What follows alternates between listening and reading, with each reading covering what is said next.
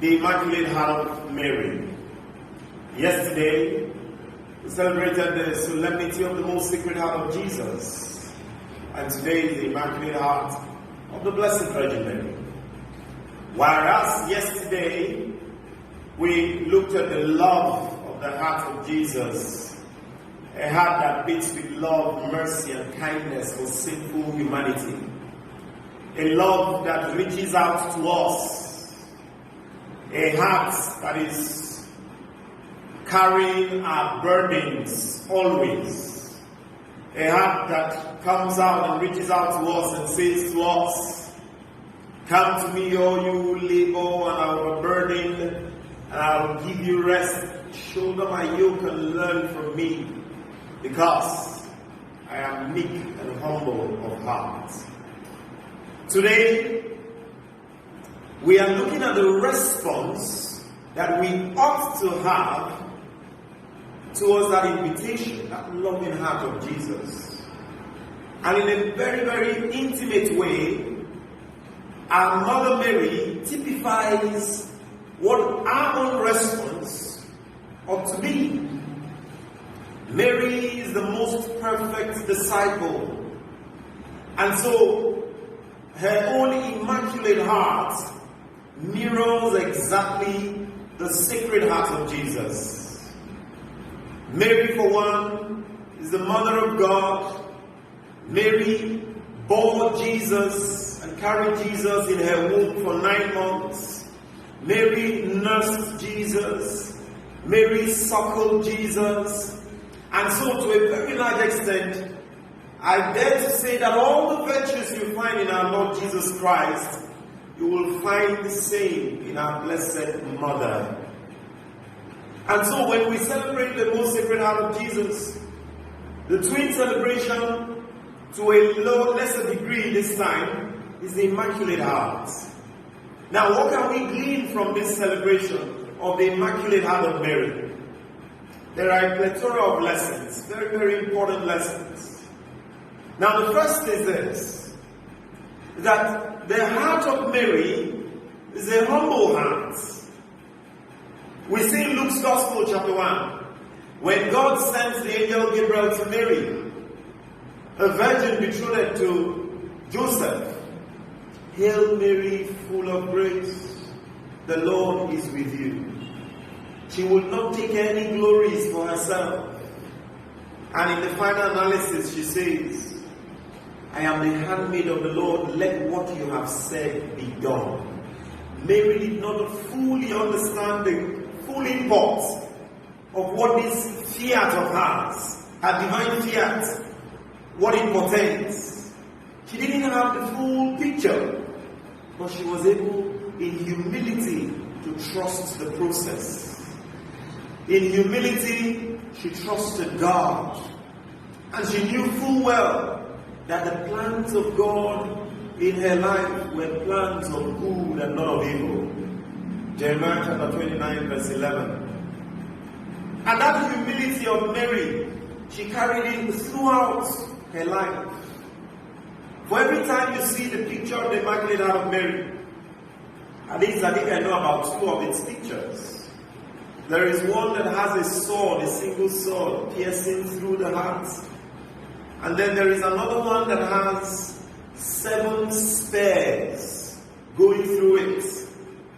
Now, very quickly, those 7 spears represent what you may want to call the 7 sorrows of the Immaculate Heart. The 7 sorrows.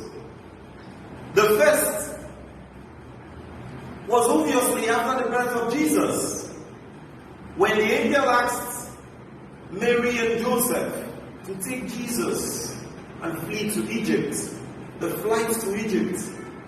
The second was obviously when Jesus was presented in the temple, and the prophet Simeon said, "Behold, this child is set for the fall and rising of many in Israel, and for a sign that is spoken against." And then the prophecy came, "A sword will pierce through your own soul, that the secret thoughts of many will be laid bare." And the third is what we just read in our gospel narrative from Luke's Gospel, chapter 2 from verse 41, when Jesus was missing for 3 days, Mary and Joseph was obviously distraught.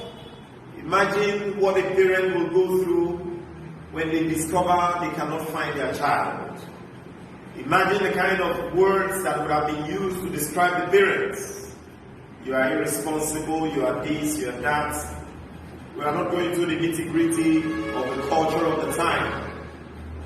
And Mary says to Jesus, "Why have you done this to us?" And Jesus replies, "Do you not know that I have to be about my Father's affairs?"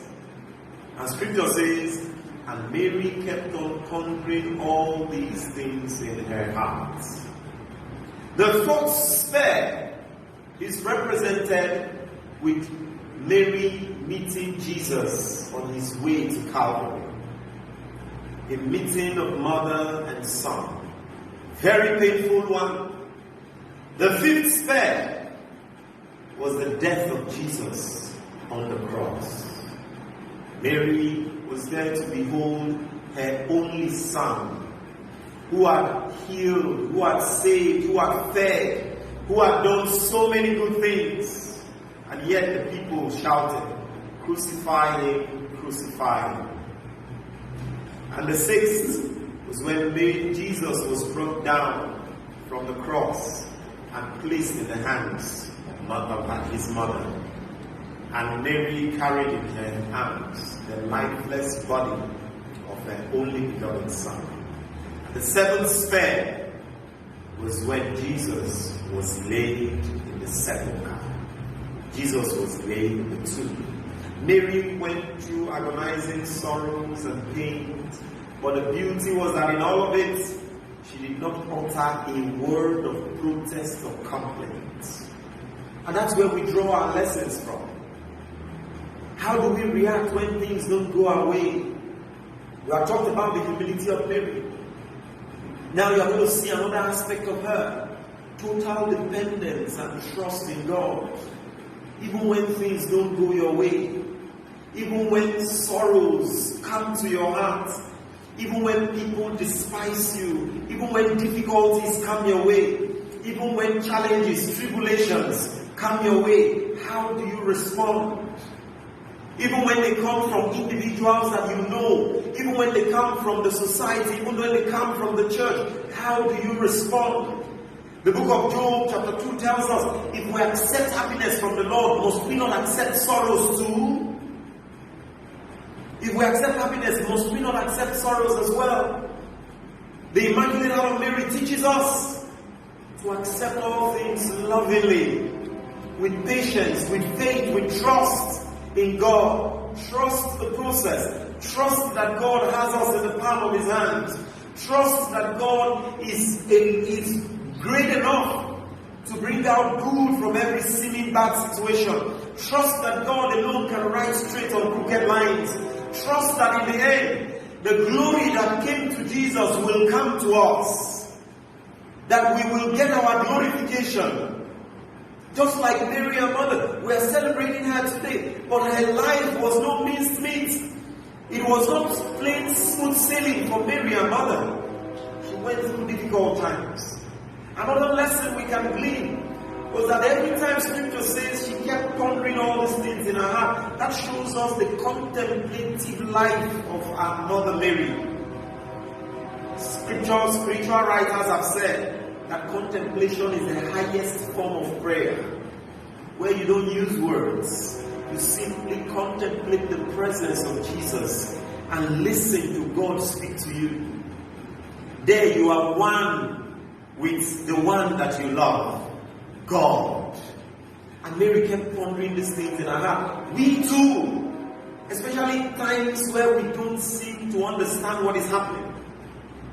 But oftentimes we are tempted to keep talking about our problems, our difficulties to human beings, and we fail to recollect ourselves and let God speak to us.